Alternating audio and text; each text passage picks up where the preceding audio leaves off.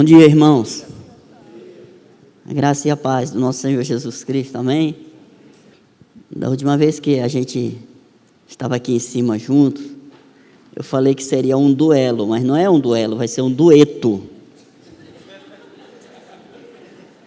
Para compartilhar aquilo que Deus tem colocado no nosso coração. E a gente está aqui para falar essa manhã sobre um assunto muito importante, a criação dos nossos filhos.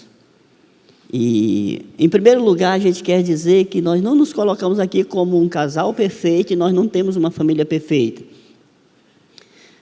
Mas Deus tem nos dado graça para a gente falar desse tema, né?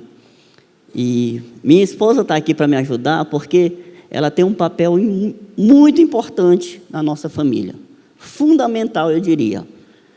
Ela, nesse quesito, criação de filhos, ela tem uma percepção muito melhor, ela nos ajuda muito, ela é uma bênção na nossa família, na criação dos nossos filhos.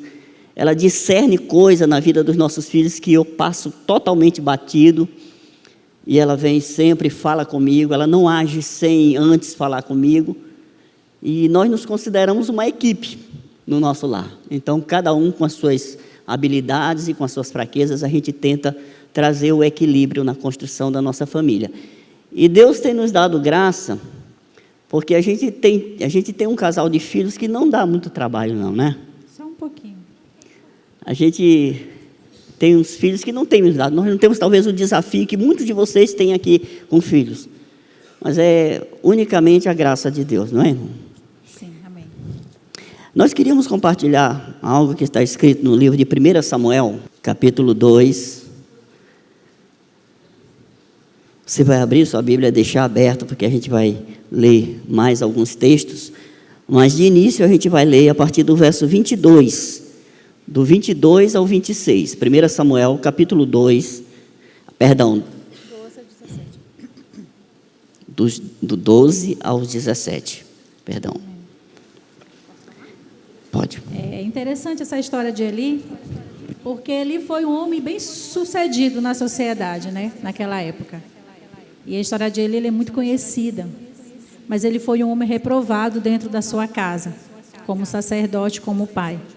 E é importante a gente perceber, a proporção que a gente for lendo, a gente for se autoanalisando como pai, como mãe, e vendo o que a gente precisa melhorar, porque todos nós precisamos melhorar. Nenhum de nós é pai perfeito, ou mãe perfeita, ou filhos perfeitos.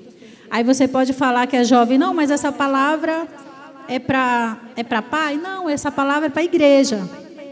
Você é filho, e você tem um papel dentro da sua família. E futuramente você também será um pai e terá um papel dentro da sua nova família.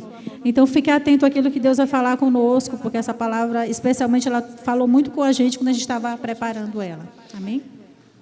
1 Samuel, capítulo 2, verso 12 ao 17, diz assim: Eram, porém, os filhos de Eli, filhos de Belial, e não se importavam com o Senhor. Pois o costume daquele sacerdote com o povo era que, oferecendo a alguém sacrifício, vinha o moço do sacerdote, estando-se cozendo a carne, com um garfo de 3 dentes na mão, e metia-o na caldeira, e na panela, ou no tacho, ou na marmita, e tudo quanto o garfo tirava, o sacerdote tomava para si. Assim se fazia a todo Israel que ia ali, a Siló. Também antes de se queimar a gordura, vinha o moço do sacerdote e dizia ao homem que se sacrificava: dá essa carne para assar o sacerdote, porque não aceitará de ti carne cozida, senão crua. Se o ofertante lhe respondia: queime-se primeiro, ele lhe dizia: não, porém hás de me dar agora, senão tomá-la-ei à força. Era, porém, muito grande o pecado destes moços perante o Senhor, porquanto eles desprezavam a oferta do Senhor. Nós estamos falando de um sacerdote, de alguém que apresentava sacrifícios a Deus, do povo.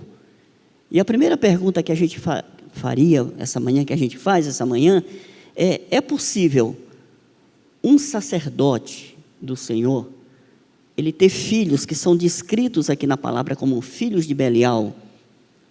Filhos de Belial significa filhos do maligno. Então, isso é muito forte. E a Bíblia, de uma forma bastante clara, ela descreve o que esses moços faziam na casa de Deus, para que eles fossem conceituados como filhos de Belial, filhos do maligno. Mas a gente precisa primeiro entender como está o contexto dessa palavra. 1 Samuel foi escrito no momento de transição entre o livro de Juízes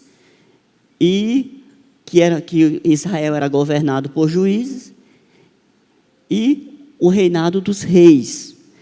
E aí a gente vê que naquele tempo, no último versículo do livro de Juízes, a Bíblia diz que naquele tempo não existia rei, e cada um fazia aquilo que lhe parecia reto.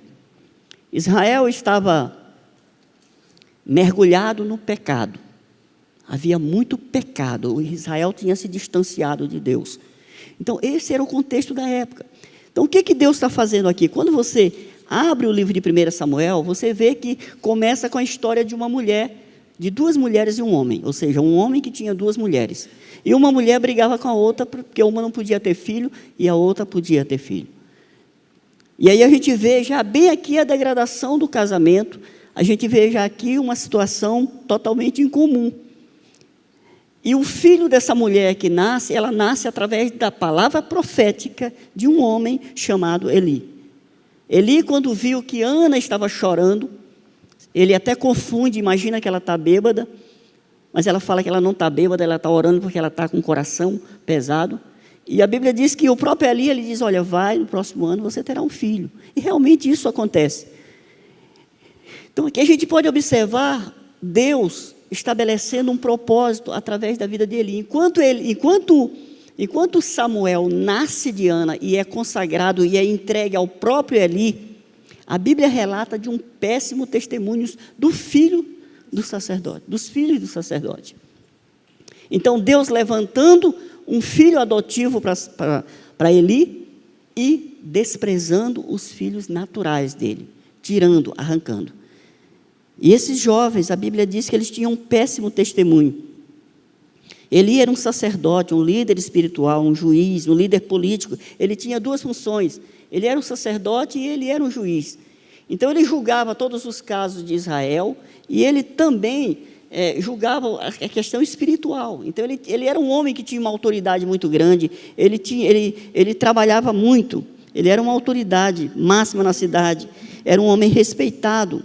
Porém, a Bíblia diz que seus filhos eram filhos de Belial, ou seja, filhos do maligno. A família de Eli era uma família que tinha tudo para dar certo. Mas aqui a gente vê uma decadência. Seus filhos tinham tudo para ser uma bênção. Eles estavam na casa do Senhor. Eles já eram sacerdotes, os filhos de Eli. A Bíblia fala lá no começo que eles eram sacerdotes, eles apresentavam o sacrifício, ou seja, eles estavam sendo preparados para exercer a função quando Eli saísse de cena. Ou seja, a descendência de Eli era para ser uma descendência bendita, ia passar para os seus filhos, mas aqui está acontecendo algo. Esses filhos, eles são rebeldes, eles não demonstravam nenhum zelo a Deus, a obra de Deus. O texto que nós lemos diz que eles desprezavam o Senhor. No versículo 12, eles não se importavam com o Senhor. E no versículo 17, eles dizem, eles desprezavam a oferta do Senhor. Então, isso nos traz uma reflexão para nós mesmos. Porque eles estavam mexendo em algo que era sagrado. O problema deles era com o próprio Deus. Eles foram criados dentro da igreja, dentro do templo, mas eles não eram crentes. Eles desprezavam o Senhor. É possível isso acontecer? A Bíblia relata esses crimes e continua. O que a Bíblia chama de crimes, é muito forte isso.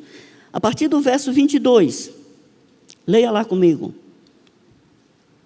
1 Samuel 2, a partir do verso 22, do 22 ao 26. Era, porém, Eli já muito velho, e ouvia tudo quanto os seus filhos falavam a todo Israel. Faziam, a todo Israel e de como se deitavam com as mulheres que serviam à porta da tenda da congregação. E disse-lhe: por que fazeis estas coisas? Pois de todo o povo ouço constantemente falar do vosso mau procedimento. Não, filhos meus, porque não é boa fama esta que ouço. Estais fazendo transgredir o povo do Senhor. Pecando o homem contra o próximo, Deus lhe será árbitro. Pecando, porém, contra o Senhor, quem intercederá por ele? Entretanto, não ouviram a voz do seu filho, do seu pai, porque o Senhor os queria matar. Amém. Aqui a gente vê uma exortação de Eli ao filho já adultos, não é não? E uma coisa interessante é que Eli não reconhecia o pecado dos filhos. Ele ouvia o que as pessoas diziam. O que a gente... Hã? Ele não via. Ele ouvia. Não, ele ouvia, mas ele não via, ele não percebia o pecado dos filhos dentro da própria casa deles. O que demonstra que ele mesmo não conhecia os próprios filhos. Talvez não tivesse um bom relacionamento com eles. Sua repreensão é branda e não surte efeito. Na verdade, o juízo de Deus já estava estabelecido sobre os filhos de Eli. A gente pode perceber também que se Eli foi repreender os filhos só quando ele estava grande, estavam já adultos, na idade adulta, onde o pecado já estava enraizado no coração, isso demonstra de que talvez, o que a gente percebe, que durante a infância dessas crianças não houve um ensino da palavra, né? E a gente começa a trazer isso para a nossa realidade como pai e como mãe nessa tarde. Como mãe. A Bíblia diz em Provérbios 22:6, ensina a criança no caminho que deve andar, e ainda quando for velho não se desviará dele. Então, o que Deus nos instrui na palavra dele é que os nossos filhos, eles precisam ter esse ensino da palavra desde pequeno. O que talvez tenha sido uma falha na vida de Eli. Porque quando a gente lê esse texto, a gente fica pensando, poxa, precisou o povo de Israel vir e dizer para ele: olha, teus filhos estão fazendo um monte de bobagem por aí. Teus filhos estão fazendo isso, estão fazendo aquilo, estão desrespeitando, estão dormindo com mulheres, estão roubando. Sabe, precisou vir de fora. Você tem uma noção de como Eli, de uma certa forma, ele negligenciou o papel dele de pai e sacerdote dentro de casa. Ele não observou o comportamento, ele não exortou, ele não tentou mudar, ele não tentou modificar. Porque a criança, quando ela é ensinada desde pequeno, é mais fácil a gente inculcar a palavra no coração, mais fácil inculcar a palavra na vida dela, né? E quando a Bíblia diz desde pequeno, é porque eu penso que a criança, na vivência do lar, na vivência da família, ela vai aprendendo os valores do reino de Deus. Não só falando, mas também o quê? Observando o comportamento de quem? Dos pais. E nós, como pais, temos a obrigação de observar o que está errado e fazer o quê? Uma correção. A gente vê que o pecado, quando a gente começa a ler o livro, a história de Eli, e a gente começa a perceber os pecados dos filhos de Eli, eram coisas tão pesadas, gente. Olha, na primeira parte que o Francisco leu, o que eles faziam? Eles iam lá, quando a pessoa ia oferecer o sacrifício, e pediam a gordura. Aí a pessoa dizia assim: não, eu vou oferecer o sacrifício e a carne, quando sobrar, você come. Ele disse: não, se você não me der, eu vou tomar de você. Né? E usava o quê? Porque eu sou sacerdote. Ele intimidava as pessoas. Eles eram pessoas filhas do maligno mesmo, eram pessoas más, eram pessoas que não tinham compaixão. Mas será que não deu durante a infância para Eli perceber tais características? Será que esse comportamento só foi aparecer depois de adulto? Eu penso que não. A gente estava ouvindo algumas pregações sobre ele ontem, e alguns pregadores diziam que a maioria das vezes que se fala de ele, ou ele está sentado ou ele está deitado. Isso dá a ideia de quê? De uma pessoa que não está atenta, de uma pessoa que não está observando, de um pai que não está ligado. Na verdade, a palavra é ligado, né? Porque a gente, quando tem filhos pequenos, eu sempre lembro dessa história, eu não vou contar quem foi, se foi foi o Caio, foi a Nanda, para ninguém, depois o A dele, mas nós tínhamos um dos nossos filhos, que adorava mentir. Um menino com 9 anos, gente, a pessoa chegava para mim, coisa boba, e eu perguntava: não fiz, e eu sabia que ele tinha feito. Eu dizia assim, mas criatura, tu é filha de quem? Né? Nessa época a gente fez decorar todos os versículos da Bíblia que dizia de quem você era filho se você mentia. Eu sou filho de Deus, mas quem mente? É o diabo, então de quem tu é filho mesmo? Então a gente ficava nessa loucura de exortar. Quem tem filho pequeno aqui na idade de 7, 8, 9 anos, irmãos, é a idade da mentira. Não pense que seu filho é santo, não, porque ele não é. Ele vai mentir, você vai corrigir, ele vai mentir, você vai corrigir, e você tem que persistir até arrancar isso dele na marra. Através de disciplina, eu não sei, mas você tem que lutar, porque senão o negócio enraiza lá. Então, a gente que tem filho, nós precisamos ter esse cuidado de observar os comportamentos errados e mudar, segundo o quê? A palavra do Senhor. Sempre usando a palavra de Deus. Então, a Bíblia diz, ensina a criança o caminho que deve andar, e ainda quando for velho não se desviará dele. Uma das formas de ensino que nós precisamos resgatar é o culto doméstico, gente. Maravilha do culto doméstico. O culto doméstico é o momento de você ensinar a palavra, de você ouvir, de você ensinar seu filho a louvar. Quantos pais aqui sabem qual é o ritmo de louvor que o filho gosta? Eu não quero que você... Tem uma ali que levante, mas se você não quiser levantar, não precisa. Mas é uma coisa para a gente saber. Qual é o tipo de louvor que seu filho gosta? Qual é o ritmo que seu filho gosta? Você vai conhecer isso onde? Na igreja? Não, você vai conhecer isso no culto doméstico. Qual é digamos, o personagem preferido que o seu filho mais gosta? Qual é o tipo de culto que ele gosta? Isso é conhecido no culto doméstico. Aí quando a gente vê os filhos com 16, 15 anos, que é a idade, né, a idade que a gente sabe que é bem trabalhosa, começa a debandar, querer ir para o mundo, a gente vai correr atrás. Tarde demais, às vezes, né? Porque a Bíblia diz, olha, ensina desde pequeno, né? Ensine, sente. E a gente vai ver lá em Deuteronômio Deuteronômio 6,7 diz assim, estas palavras que hoje te ordeno estarão no teu coração, tu as inculcarás aos teus filhos, olha só, delas falarás o quando? Assentada a tua casa, andando pelo caminho, ao deitar-se e ao levantar-se. Isso fala de uma vida diária, não fala de um momento único. Isso fala da gente estar atento aos nossos filhos, de estar sempre lembrando da palavra do Senhor. Uma coisa que a gente usa muito lá em casa, a gente veio do mundo, eu e Francisco, mas assim, do mundo mesmo, da bagaceira, como a gente fala lá fora, né? E a gente fez assim, tudo que não era para fazer, a gente fez tudo de errado, chegou todo quebrado para Jesus, e Jesus, pela misericórdia, começou a arrumar os caquinhos.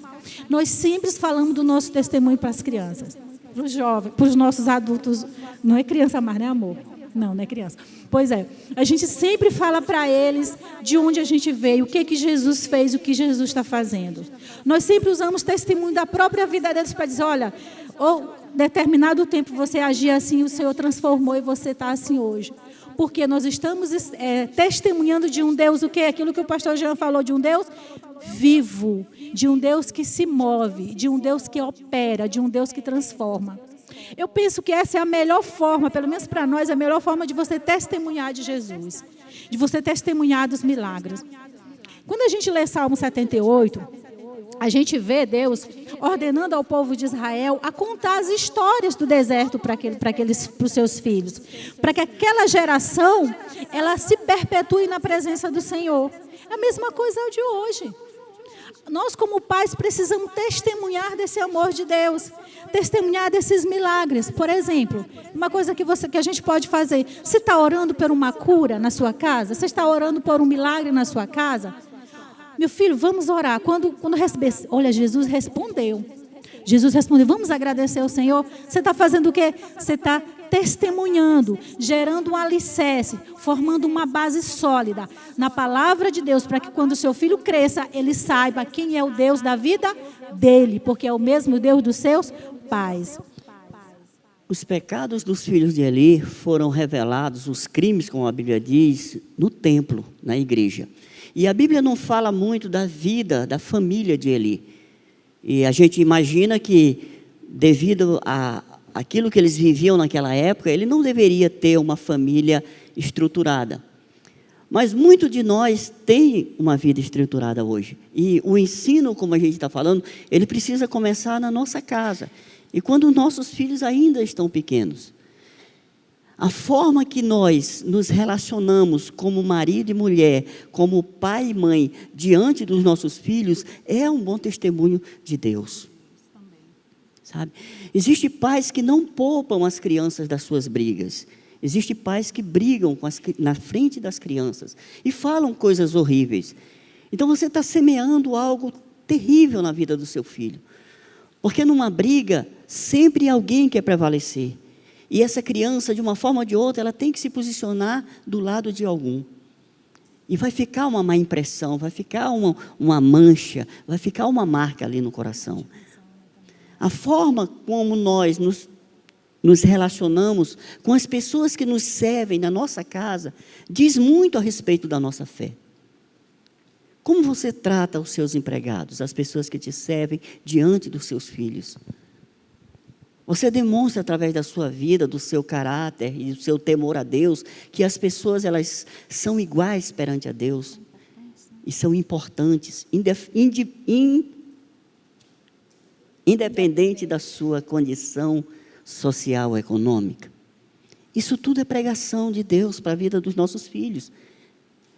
Irmãos, a Bíblia diz que Deus curou Naamã da lepra. Mas a lepra que existia em Naamã foi curado. E o princípio da cura foi através de uma escrava que estava na casa desse homem e servia a sua esposa.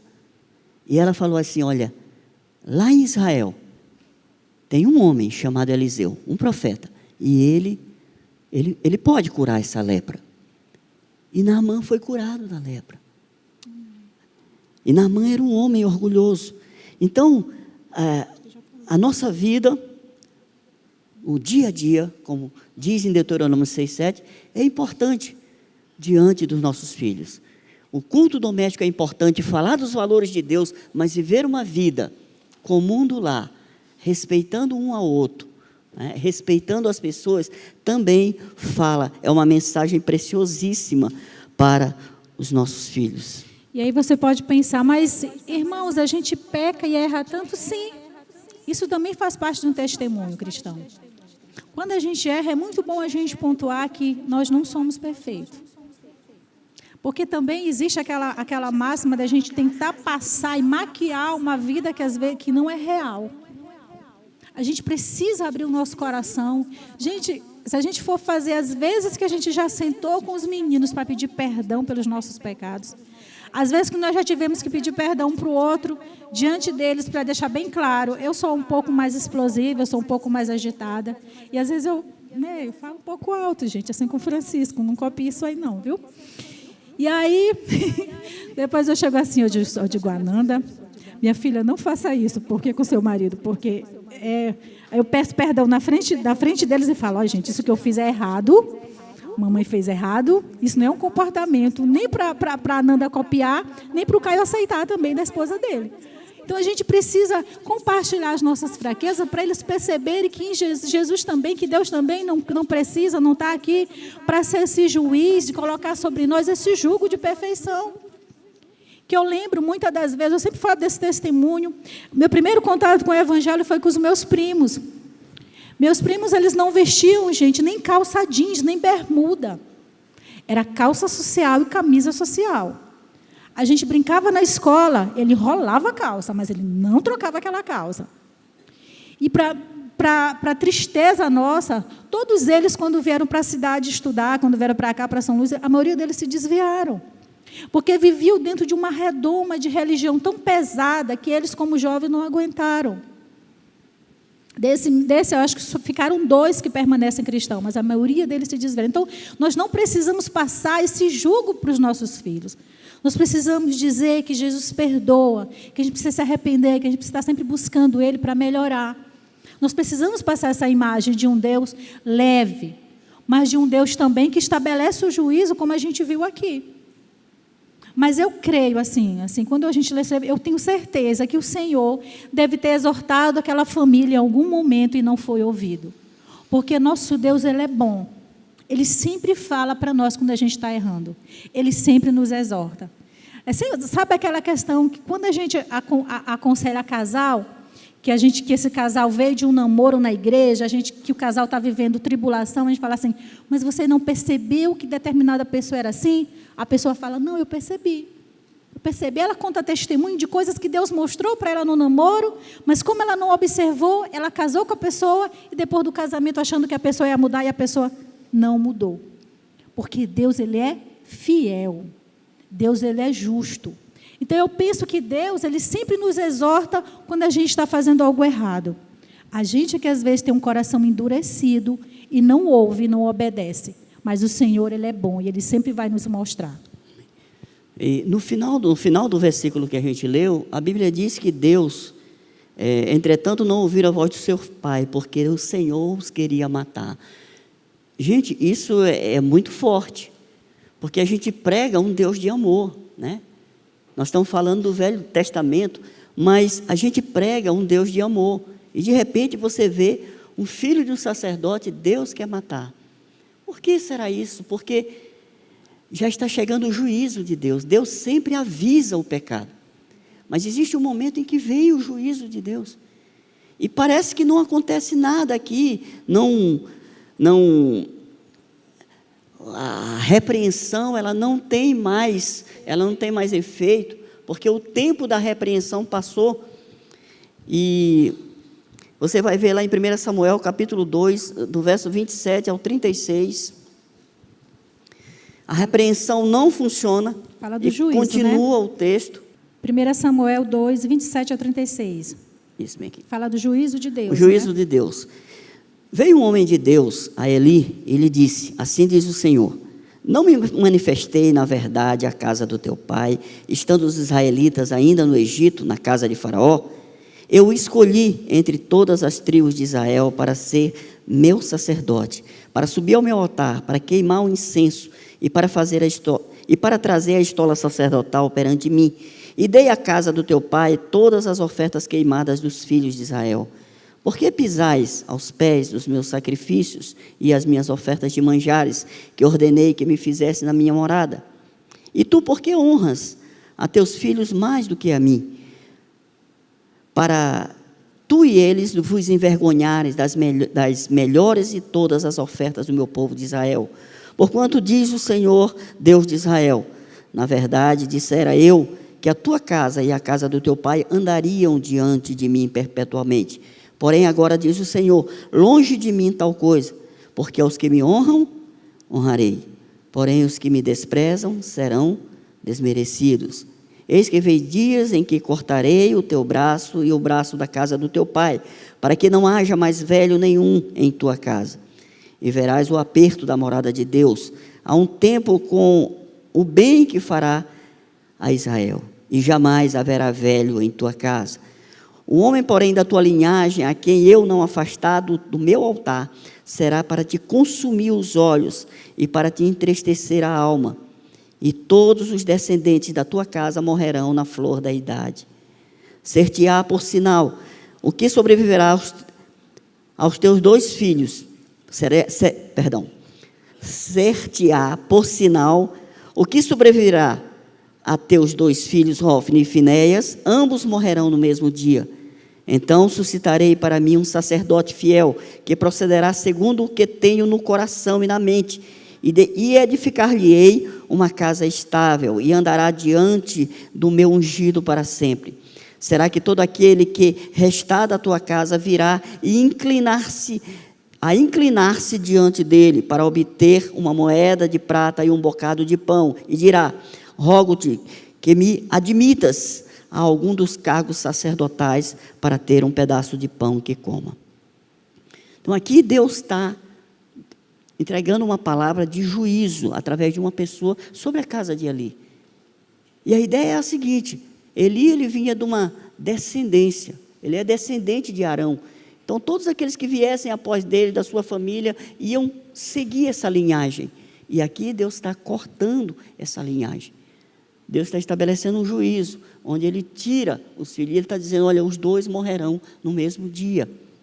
E todos da tua casa não envelhecerão, sabe? Então, é algo muito forte. A família de Eli era uma família de sacerdote, como o Francisco falou. Deus é um Deus de geração. É. Mas antes de eu dar continuidade, eu fiquei pensando assim, você já imaginou receber uma palavra dessa sobre a sua filha, seus filhos? Você já imaginou Deus chegar assim e dizer assim, olha, os seus filhos vão morrer? Eu fico imaginando a dor desse pai, talvez, né? Sim. A angústia desse pai. Sabe? Um juízo de Deus, ele sabendo quem era Deus, ele conhecia Deus. Ele, como a gente viu, era um homem respeitado numa sociedade. Ele tinha um reconhecimento como homem de Deus, ele tinha um relacionamento com Deus. E Deus chegar assim e falar isso, ele saber que isso vai acontecer, deve ter sido um negócio bem doloroso, né? A família de Eli era uma família de sacerdotes. Deus é um Deus de geração. O seu propósito é sempre alcançar todos da nossa família e tornar seu nome conhecido entre eles. E isso é uma coisa que nós temos que nos preocupar como pais. Quando Deus chegou na minha vida, o propósito de Deus é que a partir de nós, a nossa descendência seja uma descendência o que é abençoada. A nossa geração seja uma geração abençoada. Deus, ele sempre se reporta à geração. E era isso que Deus queria fazer. Esse era o propósito de Deus a princípio na vida de Eli. Que não aconteceu devido à desobediência, devido a várias coisas. Então, mas nós precisamos pensar dessa forma. Você que é pai, você que é mãe, você tem que olhar para os seus filhos e pensar, os meus filhos são sacerdotes. Segundo a palavra do Senhor, que diz em 1 Pedro, mas porque o Senhor assim os fez. Agora, isso não é automático. Isso passa por mim e por você como pai e como mãe. Nós vamos bater sempre nessa tecla de levar Jesus para a nossa casa, de ter essa vida diária de oração, de comunhão com Deus, porque é isso que vai refletir na vida deles. Nós temos aqui, gente, um exemplo muito bom, que é a vida do próprio pastor Afonso. A vida da pastora Deusimar, tem várias famílias aqui, a vida da tia Júlia Flávia. Tem várias famílias aqui que são essas famílias que elas estão deixando esse legado para a sua geração. Você já se percebeu como pai nessa preocupação de deixar esse legado para o seu filho? Ou a única coisa que você se preocupa é com uma boa escola, uma boa profissão? Isso é importante. Mas o essencial é nós deixarmos para os nossos filhos um legado espiritual. Um legado de uma geração abençoada. Porque o ser humano, sem o Senhor, ele é muito vulnerável. Então, eu penso que ele não se preocupou, e muitas das vezes nós não nos preocupamos com isso. E talvez seja por isso que muitas das vezes nós não nos preocupamos com os valores que os nossos filhos estão manifestando dentro da nossa casa. Porque se eles estão se dando bem na escola, se eles estão se dando bem, estão numa boa escola, então, perfeito, eles estão, em determinada escola, vai passar mesmo. Mas nós precisamos nos preocupar com isso, porque isso é para a eternidade. As coisas terrenas, elas ficam aonde? Aqui, né? Já ouvi alguém dizer que caixão não tem gaveta, não tem, como é, bolso, sei lá. Né? Mas aquilo que você semeia na vida do seu filho, do reino, é para a eternidade. Né? E nós precisamos nos preocupar com isso. Porque eu penso que a responsabilidade para mim, para o Francisco, que nós nascemos de novo, já com os nossos filhos pequenos, é muito maior do que a responsabilidade daquele que está lá fora, que não conhece a Deus. Então, a responsabilidade para você que está aqui, que tem um filho pequeno, que conhece a verdade, e se isso não é uma continuidade na sua casa, daquilo que ele aprende na Conexão Kid, que ele aprende aqui, você está no sal. Você está no sal diante do Senhor, porque nós temos essa responsabilidade de dar continuidade a essa palavra de Deus que é ensinada aqui, que é ensinada no Conexão Kid, que é ensinada nas células, porque se isso não acontecer, nós podemos ter os nossos filhos perdidos. Irmã, isso é muito forte, mas o propósito é que nós saímos daqui com o nosso coração inflamado, com uma decisão tomada de ser um portador de palavra de Deus dentro da nossa casa. De você olhar para o seu filho e dizer assim, cara, esse meu filho vai ser um profeta às nações. Rapaz, esse meu filho vai ser um grande pastor. Eu lembro muito assim do Caio, quando era pequeno, a gente falava assim, Caio, tu quer ser o quê? Ele dizia assim, eu quero ser médico e pastor. Ele era pequenininho, né? A medicina ele não gostou muito, porque ele não tem muita... Mas o menino, ele ama cuidar de gente. Ele se importa. Deus honrou aquilo que ele falava quando ele tinha 2 anos. Ensine seu filho que as coisas, ser crente é bom, que viver as coisas do reino é bom. Comece a inculcar, comece a profetizar sobre a vida dele. Meu filho, olha, minha filha, olha, quando eu te vejo, eu vejo assim uma mulher de Deus, eu vejo uma mulher que tem uma palavra de sabedoria. Né? Viva, exalte as coisas do reino na sua casa. Porque o seu filho vê você lendo a Bíblia e orando. Mas se você está na faculdade, meu irmão, o seu filho vê você lendo aquele bando de livro, não vê? Correndo para fazer a monografia, correndo para apresentar o trabalho. Mas é a Bíblia, ele vê você se esmerando lá para ler a Bíblia. Sua casa é cheia de livro de crente. Porque isso é reino. Ou não, a minha casa só tem livro de economia agora. Não, agora eu sou coach, então minha casa tem todos os livros de coach que você pode imaginar, existe. Mas é a Bíblia. Quantas Bíblias você tem em casa? Você tem Bíblia de seu filho? Vê isso. Isso precisa ser uma coisa, como é que eu diria, uma cultura dentro da sua casa. Porque se o seu filho vê você honrando as coisas de Deus, será que ele vai querer honrar outra coisa? Eu acho que não. Pode até ser que ele tente se perder, mas ele vai lembrar daquilo que ele viveu. O texto diz que ele é acusado aqui de honrar mais os filhos do que a Deus. Então, de alguma forma, ele é tratado como uma pessoa que foi omisso à sua responsabilidade, a responsabilidade que ele tinha diante de Deus. Os filhos de Eli eram mais importantes para ele do que Deus e seus mandamentos. Por isso ele era tão permissivo e tão omisso na educação dos filhos. E como consequência, toda a família de Eli foi prejudicada. Quando os nossos filhos são o centro das nossas vidas, raramente veremos os erros que eles cometem. E como consequências, não corrigiremos. Achamos que com o tempo, alguns comportamentos vão mudar, porém a Bíblia nos instrui para ensinarmos. É uma ordenança aos pais como autoridade. Quando negligenciamos essa ordem de Deus, lançamos nossos filhos à própria sorte, sem base, sem temor e sem direção. Em 1 Samuel, capítulo 4, verso 12, logo após essa palavra que conta a casa de Eli, a Bíblia diz que Deus ele permite que os filisteus venham contra os israelitas. E os israelitas vão lutar. E esses filhos de Eli, eles vão para a luta também. E ali fica no templo, fica ali em casa. E os meninos vão lutar com o povo. E a notícia da guerra que vem está lá em 1 Samuel, capítulo 4, no verso 12. Vamos ler lá. Então correu um homem de Benjamim, saído das fileiras, e no mesmo dia chegou a Siló. Trazia rasgadas suas vestes e a terra sobre a cabeça. Quando chegou, Eli estava sentado numa cadeira ao pé do caminho. Veja só que ele está sempre sentado ou deitado, né? Aqui ele está sentado, olhando como quem espera, porque o seu coração estava tremendo pela arca de Deus. Depois de entrar o homem na cidade das boas novas, toda a cidade prorrompeu em gritos. Eli, ouvindo os gritos, perguntou: que alvoroço é esse? Então se apressou o homem e, vindo, deu a notícia a Eli. Era Eli da idade de 98 anos e seus olhos tinham cegado e já não podia ver. Disse o homem a Eli: eu sou o que saí das fileiras e delas fugi hoje mesmo. Perguntou Eli: que sucedeu, meu filho? Então respondeu o que trazia as novas e disse: Israel fugiu de diante dos filisteus. Houve grande morticínio entre o povo. E também os teus 2 filhos, Hófni e Finéias, foram mortos. E a arca de Deus foi tomada. E ao fazer ele a menção da arca de Deus, caiu Eli da cadeira para trás, junto ao portão, e quebrou-lhe o pescoço. E morreu, porque era já homem velho e pesado, e havia ele julgado a Israel 40 anos.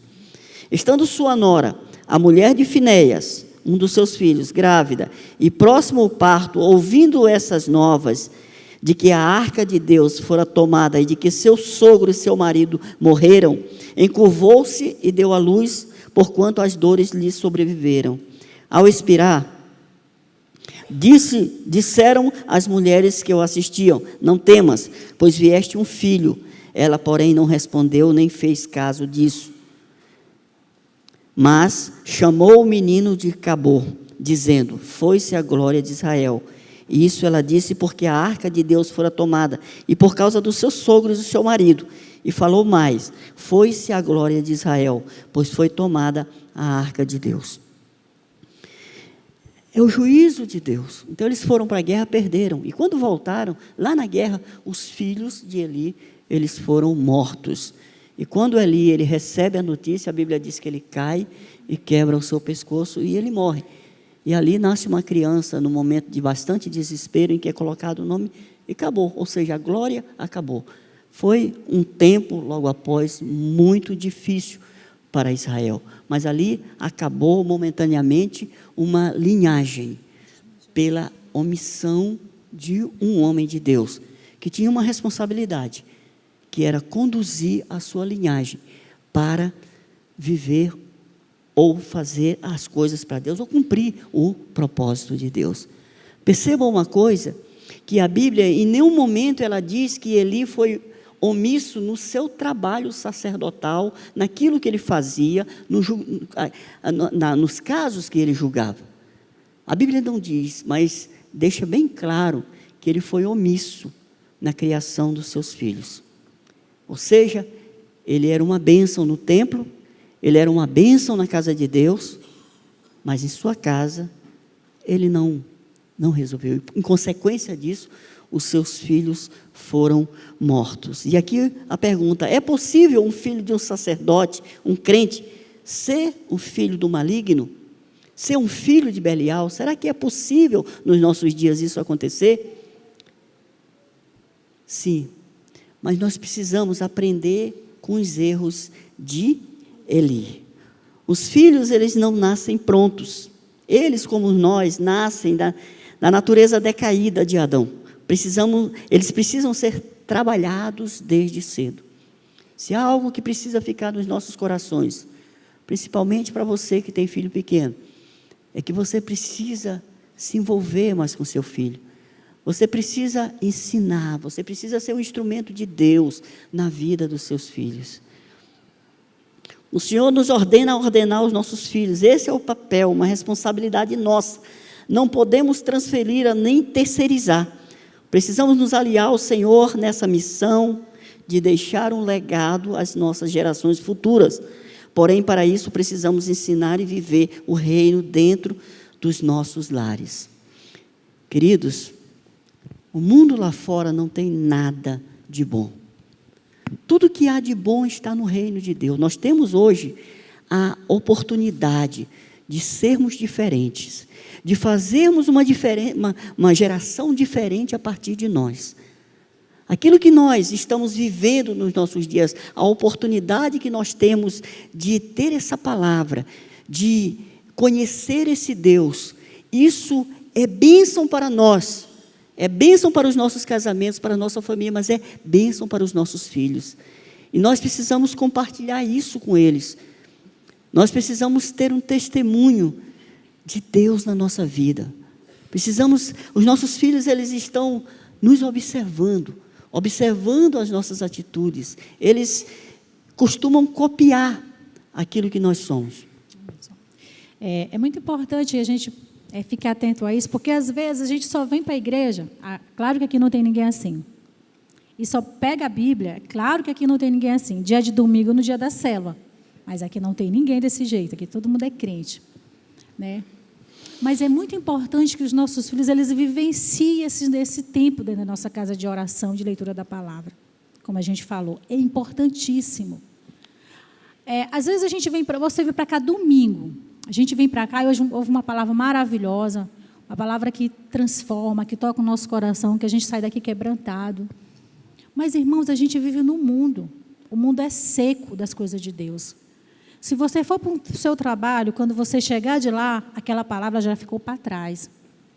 Se a gente não se alimentar na noite ou na semana, a gente perde tudo que foi ensinado. A gente precisa ter essa vida cristã. Se você crê, assim como eu creio, que ter Deus na vida é a melhor coisa que tem, nós precisamos estimular isso dentro da nossa casa. Com a prática cristã mesmo. Vivendo a vida cristã. Lendo a palavra, orando, vivendo a vida com o mundo lá, com discernimento, com Deus presente. Porque se a gente vem só para a igreja e a gente lança os nossos filhos no Conexão Kid, muitos aqui têm filhos pequenos, é bom trazer para lá, é maravilhoso, glória a Deus, porque as pessoas estão recebendo uma semente. Mas se durante a semana, essa palavra ela não é, digamos assim, essa vida cristã ela não é, digamos assim, estimulada, ela não é despertada dentro da casa, com certeza o reino de Deus, a palavra de Deus, a vida de Deus para o seu filho vai ser o quê? Segundo ou terceiro plano, ela nunca vai ser prioridade. Nunca vai ser. Prioridade vai ser aquilo que você está vivendo da sua casa. Então, os nossos filhos, se a gente está querendo criar uma geração, se nós entendemos que ser cristãos e criar filho dentro da igreja é maravilhoso, é a melhor coisa. Se você veio do mundo como eu, como nós viemos, e a gente foi tão assim, digamos assim, nós fomos tão usados por Satanás, maltratados por Satanás, maltratados pelo mundo. A gente chegou na igreja quebrado. Se a gente acha que é isso que é importante, nós não vamos nos importar em levar as coisas para dentro da nossa casa. Mas se a gente pensa assim, poxa, como a gente pensa, poxa, quanto a gente sofreu, quanto a gente foi escravizado, quantos erros nós cometemos, quantas coisas até hoje a gente lembra que a gente fez, como isso nos constrange e nos envergonha. Eu não quero que o meu filho viva isso. Então eu vou, a partir de hoje, ter um tempo com a minha família de oração, de leitura da palavra. Isso é fácil? Não é. Quando as crianças são pequenas, aparece 1001 coisa. Adulto também. Mas nós precisamos ser firmes e convictos de que isso é o melhor. Porque, irmãos, o seu filho, hoje ele é uma criança, talvez ele é um adolescente, com certeza muitos estão ali, mas um dia eles vão crescer. E eles vão lá para o mundo, vão para a faculdade, né? Que dizem que faculdade é cemitério de cristão, mas se os seus filhos tiverem uma boa base, eles podem até balançar, mas eles não serão contaminados, não serão derrubados. Eu sempre lembro de um testemunho de um amigo, de um conhecido nosso. O pai dele, se não me engano, foi uma das pessoas que fez missões ali para o lado de Paulino Neves, para o lado daqueles lugares ali perto. Ele estabeleceu a Assembleia de Deus, ele evangelizava. E ele criou os filhos todos nessa dinâmica de igreja, de orar, de fazer culto doméstico, né? E tem vários filhos. E aí um deles veio para cá, para São Luís. E quando chegou aqui, né, resolveu abrir mão da fé. Só que ele começou a ter uns sonhos esquisitos à noite. Ele sonhava com umas coisas que queriam buscar ele à noite. Era aqueles pesadelos bem fortes. E ele disse, rapaz, aí ele compartilhou com uma colega de trabalho. A colega disse assim, não, eu vou te levar num lugar ali que eles vão afastar esse espírito de ti. Eles vão fazer uma reza e vão afastar esse espírito de ti. Aí levaram ele, irmãos, para uma casa de espiritismo. Quando ele chegou lá, tinha o caminho, né, para ele entrar, tinha um caminho das velas. Eu nunca fui, mas segundo ele relatou. As velas de um lado e outro. Aí ele perguntou, mas por que essa vela? Não, essas velas é para que o espírito encontre o caminho para vir. Aí ele já ficou assim. Aí quando chegou lá, na hora de fazer o trabalho, ele lembrou que a Bíblia diz que Jesus é o caminho, a verdade e a vida. E naquele momento veio várias palavras que ele aprendeu aonde? No culto doméstico. Que ele aprendeu aonde? Na igreja, fazendo missões com seu pai, com a sua família. E a partir dali ele saiu. Hoje esse rapaz é um pregador. Ele é pastor em uma igreja. Naquele momento ele voltou para Jesus. Então pode até ser que com todos os cuidados que a gente faça com os nossos filhos, eles decidam passear no mundo. Apanhar um pouquinho, porque está tão bom. Não, eu vou apanhar um pouquinho, porque é isso que os filhos de crente fazem no mundo, eles apanham. Se você tem um filho lá no mundo, entenda, eles apanham. Satanás bate para eles entenderem, Deus permite para eles entenderem que o lugar deles não é lá. Né? Então, se seus filhos, ainda que eles decidam ser criados aqui, mas decidam passear, um dia eles vão lembrar daquilo que eles aprenderam na casa do Senhor e na sua casa. Porque a palavra do Senhor, ela não volta vazia. A palavra do Senhor, ela cumpre o propósito para qual ela foi designada. A palavra do Senhor, ela é vida. E ela tem o tempo para brotar.